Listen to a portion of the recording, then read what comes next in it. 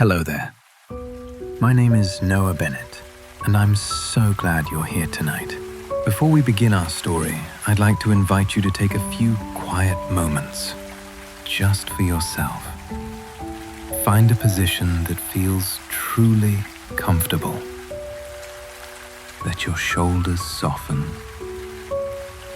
and rest your hands wherever they feel at ease. If you'd like, gently close your eyes. Allow yourself to simply be here, to unwind and to let go. Thank you to Joe for writing this wonderful series, and I'm so glad to be the one narrating it for you all. But first, let's take a few minutes to relax, to gradually unwind and move closer towards rest. I invite you to find a comfortable position. And as soon as you're ready to close your eyes, now move your awareness up and down the body and explore sensations with an attitude of curiosity. Tune into the way the body is feeling. Just observe what's there without any judgment. I'd like you to locate an area of stillness, the part of the body that feels most comfortable and at peace. Take your time to find the sweet spot and keep your attention there once you've found it. Next, we might imagine breathing into this area, directing our inhalation towards the point of stillness. You might like to picture this feeling as a color and to see it expanding with each cycle of breath. You can inhale slowly and hold for a moment before exhaling gently for a second or so longer.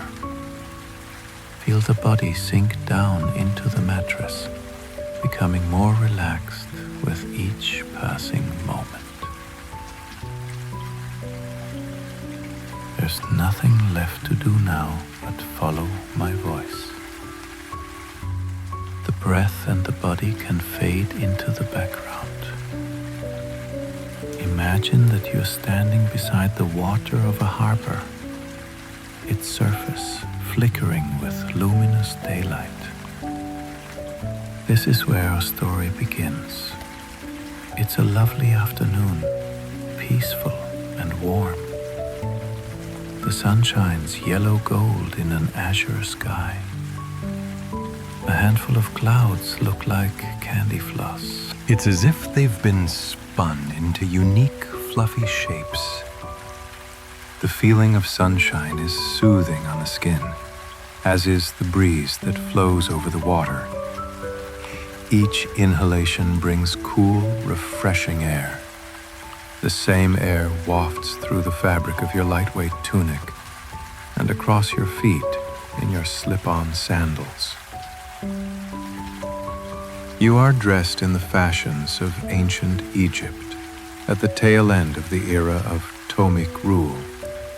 The water of the harbor is blue-green, its shade changing slightly in places where it's deeper or more shallow. In some parts, it's cobalt, rich and opaque. Elsewhere, it's pastel blue, like a watercolor painting. A few wooden ships are out on the water, their elegant frames shaped like upturned smiles.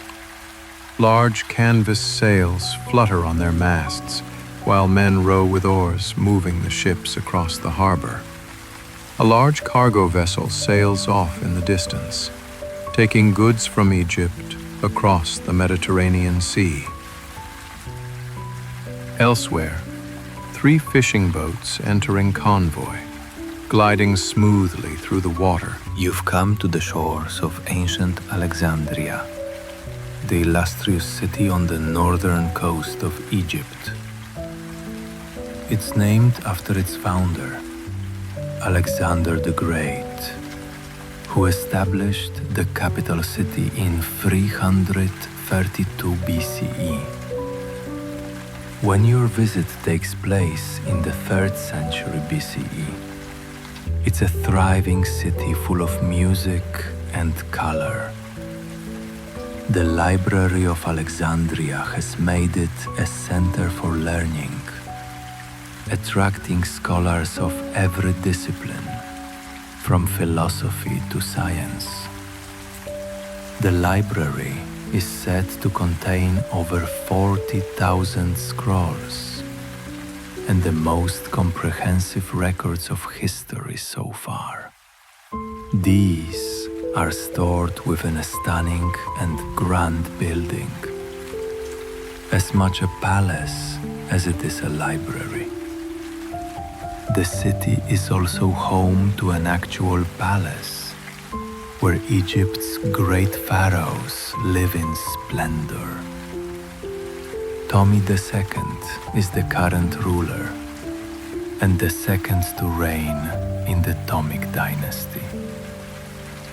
His father had been general to Alexander the Great before he founded what would become Egypt's final dynasty. The line will end in fewer than 300 years, with the death of Cleopatra, Egypt's most famous queen. Ptolemy I was a Macedonian Greek, and this is reflected in the kingdom he ruled over. Alexandria is as Greek as it is Egyptian in music, food, customs, and culture. There's a Jewish synagogue and a Greek bathhouse, an avenue of sphinxes and the temple of Zeus. It's the kind of place where you might walk on mosaic tiles past golden columns of Egyptian hieroglyphics. Alexandria really is a place like no other. An ancient melting pot of different styles and cultures. Though much of its fame is owed to its lighthouse, a stunning masterpiece of ancient engineering, you can see it now across the water. The Lighthouse or Pharos of Alexandria. It's the tallest human-made structure in the ancient world, a title it will hold for the next few centuries. The lighthouse sits on the island of Pharos in the city's great harbour at its eastern side. It's at the western edge of the Nile Delta, where the famed Nile River drains out into the sea. The lighthouse is the reason for your visit today. It's why you're waiting on the long stone jetty. You're going to take a boat ride and cruise around the water with a dozen or so other people. There is an elderly couple and one young family, and a few solo travelers like you. All are dressed in the fashions of the time, lightweight tunics that flutter in the breeze. The group is very quiet, even the children. Their faces wear expressions of dreamy contemplation. Most eyes are fixed on the lighthouse across the water, soaring upwards towards blue sky and clouds. It's the kind of structure that would provoke a reaction even if it were constructed in the 21st century. But in ancient Alexandria, in the 3rd century BCE, it's the kind of spectacle that might render one speechless. Its polished stone surface gleams in the sunlight, sparkling like the water that surrounds its island. Its colors are a mix of soft pastels, including golden beige sandstone and what looks like pink granite. The lighthouse rises in 3 distinct tiers, like a giant wedding cake, only tapered towards the middle. The lower base is walled within a large square base, while the second middle tier is shaped like an octagon. The uppermost level forms a circular tower and is topped by a statue that looks out across the harbor. On its high-up pedestal, it seems godlike and otherworldly behind a thin veil of fluffy white cloud. You scan your eyes up and down its walls, all the while enjoying the warmth of the sunshine. You feel that you could stand here and gaze for many hours, watching patterns ripple across the surface of the water and basking in the majesty of the lighthouse. It's as you're studying the water that you notice the cruise boat making its way towards you on the jetty. Small waves spill out around its sides, forming concentric circles on the blue-green water. The ship is a kind of early tour boat, an ancient version of a luxury yacht. It looks to have been designed for cruising the harbour, seeming better suited to a lake than the sea. Its glossy wooden frame is a rich reddish brown, maybe cedar or walnut, imported from abroad. The wood is peppered with gold embellishments that shine like stars. One, where the frame of the boat curves upwards at either end. The wood has been sculpted to curl back towards itself. These curls have been painted in bronze and gold and resemble the horns of great brass trumpets. Two pairs of men stand at either end of the boat, dressed in knee-length white tunics. They propel it along using large wooden paddles, their ends etched to look like giant leaves. The large wooden oars must be heavy to carry, you think, but you wouldn't guess it from looking at the men. In their capable hands, the heavy wood looks nearly weightless. Their movements are smooth, in unison with one another. In between the men, instead of a sail, there's the frame of a gazebo above rows of seating. A lone passenger relaxes on cushions, here his face a picture of blissful contentment. The man's smile widens as the boat approaches, and he waves towards you, as if greeting an old friend. When the ship pulls in, he proclaims that he'll be your guide today and gives you all a warm welcome, inviting you to come on board. The group remains hushed as each person boards the ship, though the quiet is punctuated with murmurs of admiration. You couldn't want for a more stylish vessel, or a more relaxing way of viewing the great lighthouse. You study its details as you wait to board. Like the city of Alexandria, the boat is a beautiful fusion, a blend of styles both Greek and Egyptian. The embellishments on its sides are gold-painted scarabs, one of the most important symbols in Egyptian culture. Scarab beetles represent the life cycle from birth to death to reincarnation in the afterlife. A geometric pattern below the roof of the gazebo is distinctly Greek, but has a similar meaning. Interlocking straight lines resemble waves, an unbroken pattern symbolizing the eternal flow of life. The motif takes its name from the Meander River, the way it twists and turns across the landscape. The line of water has been painted a shade of sapphire that contrasts with the white background. The same motif runs around the edge of the boat, though here it's unpainted and simply etched into the wood. You decide that you like this even better, admiring it as you find a seat near the middle of the vessel. Your tour guide sits on the front right bench, though he's turned in his seat to face the group behind him. Once everyone has settled, he introduces himself as Zion. It will be his pleasure to tell you all about the lighthouse. There's something about Soshan that you like straight away, and you sense that he's well suited to the role of tour guide. He's friendly and warm and seems genuine and unpretentious. He's the kind of person who lights up a room. Better still, his voice is smooth as butter, entirely audible yet soft and strong. Words melt on the ears above the hooing of the breeze and the splashing of oars as the boat leaves the jetty. Your seat is remarkably comfortable thanks to the cushions at your back and beneath you. The navy blue fabric feels as smooth as velvet, and its color reminds you of the deep lapis ocean. The fabric molds around your body as you lean back and make yourself comfortable. You rest a forearm on the boat side and admire the pretty patterns, tracing your fingers across geometric waves. The scent of polished cedar wood is rich yet subtle, nearly imperceptible against the salty sea air. Still, it's lovely, woody, and aromatic, with the faintest hint of zesty citrus.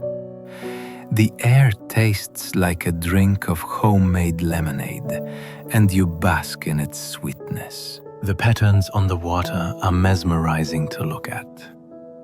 You can take them in while listening to your tour guide. So, Tion is keen to tell you all about the lighthouse, the crowning jewel of this ancient metropolis. The lighthouse was commissioned by Tommy, known as Tommy the Savior, soon after founding the kingdom. According to Sotion, it was rumored at the time that the residents of Pharos were what are known as wreckers. They would intentionally lure ships onto the rocks and pillage the remains of those that were shipwrecked. Tommy wanted to dispel these rumors, whether the stories were true or not, and what better way than to build a lighthouse on Pharos to guide ships safely into the harbor. You can see the lighthouse now across the water, seeming to grow taller by the minute as you voyage closer. Boats in the harbor look tiny in comparison. The people on those boats appear even smaller. There's something very humbling about its size. Instead, it was his son, Tommy II, who oversaw the completion of what his father had started. He would surely have been amazed by the finished lighthouse. It's such a testament to what humans can achieve. You can't help but smile as you listen to Sotion. His passion is infectious and his warmth far-reaching. His love of Alexandria is evident in every sentence, and his gratitude and positivity are wonderfully uplifting. The tourists listen quietly, their expressions easy. They glance between the face of the tour guide and the marvelous surroundings in the city's great harbor.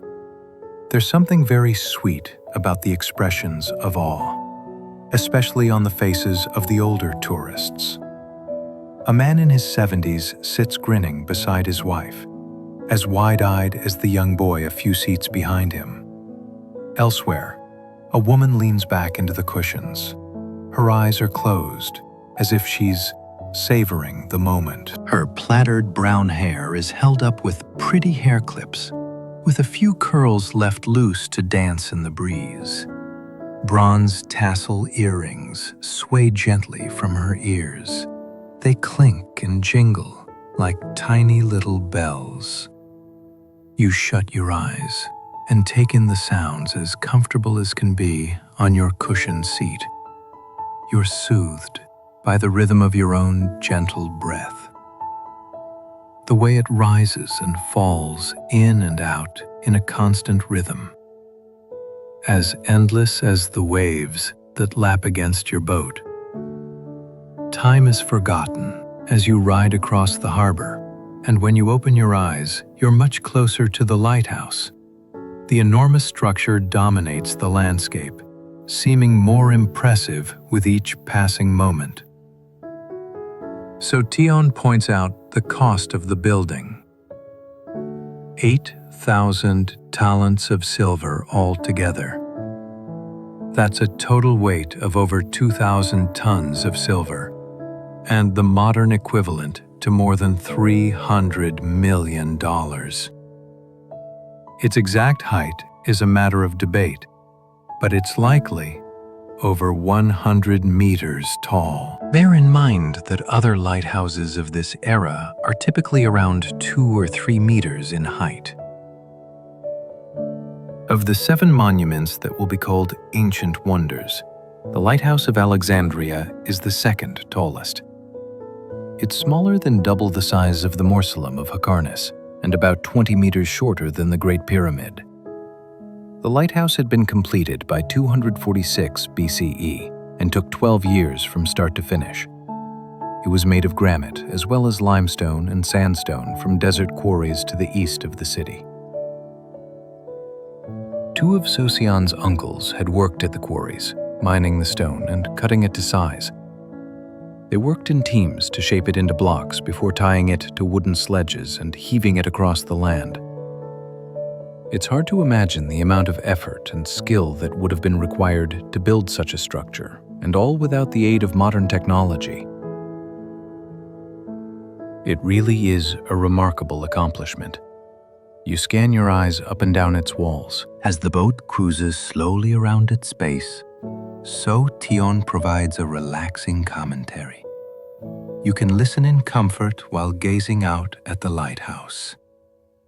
The base, he explains, is accessible by ramp and wide enough to let 2 horsemen through at once.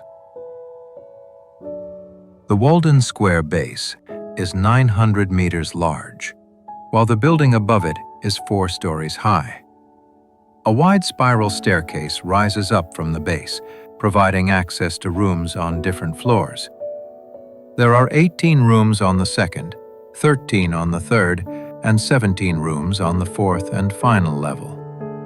The walls are tapered, leaning inwards towards the middle, a technique used to make the building more stable.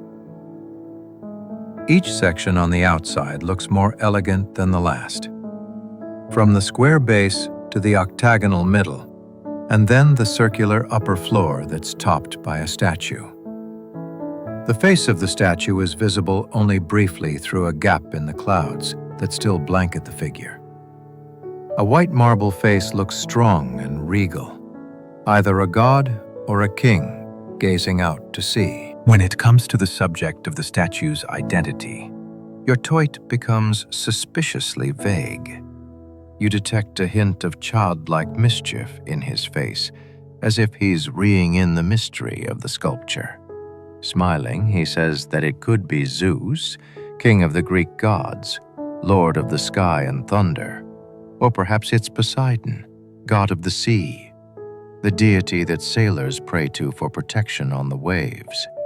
Equally, it could be Tommy the Savior, the great pharaoh who commissioned the lighthouse.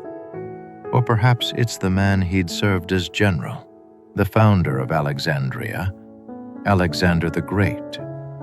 One might think that the uncertainty would be somewhat frustrating, but actually there's something magical in not knowing exactly who it's meant to be. So Tion says that he often imagines a different figure, whoever he'd like to be there on any given day. The lighthouse is never any less magnificent, regardless of which deity or person he pictures. The high-up beacon shining out beneath the statue is a sight that never fails to comfort or reassure him.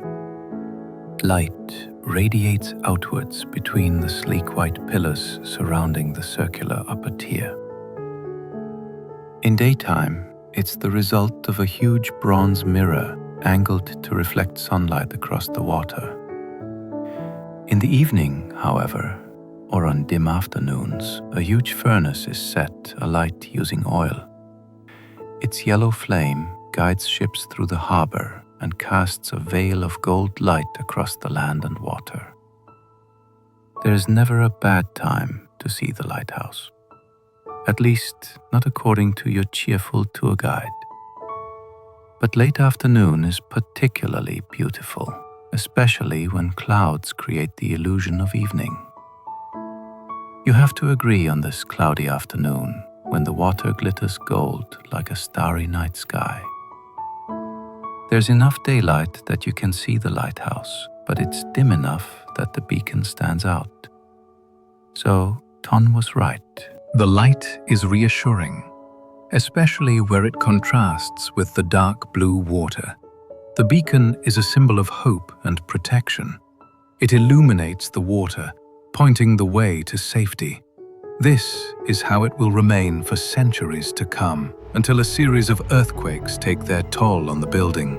The first to do damage will be in 796 CE, the next in 991, and then another 5 years later. It's said that the lighthouse will lose 20 meters of height in the collapse caused by that third earthquake. Efforts will be made to rebuild and update it. The statue will ultimately be replaced by an Islamic-style domed roof. This domed version of the lighthouse will continue to guide sailors to safety until it's damaged irreparably in the 14th century. After an earthquake and tsunami in 1323, much of the building will be swept beneath the water, and by 1480, it will be little more than a stop. When the Sultan of Egypt orders the site to be repurposed, he'll commission a medieval fortress using the ruins of the lighthouse on the spot where it stood on the Isle of Pharos. The citadel of Kate Bay, as the fortress was named, is still open to visitors in the 21st century. Modern tourists can see the grounds of the fortress and walk around the spot where the lighthouse once stood. Meanwhile, archaeologists have explored the harbor and found all manner of artifacts resting on the seabed. Photographs reveal a world that's nothing short of magical, a submerged kingdom formed by the ruins of the lighthouse. There are blocks of granite up to 60 tons in weight, as well as obelisks, sphinxes, statues, and columns. People can dive down and swim between the ruins in what essentially might be called an underwater museum. Modern Alexandrians remain proud of the lighthouse. It might be beneath the water, but its presence is still felt. It's front and center on the flag of the region, A great white lighthouse on a blue and yellow canvas. What's more, its legacy has been far-reaching. It changed the idea of what a lighthouse could be, literally elevating it from 2 meters to 100.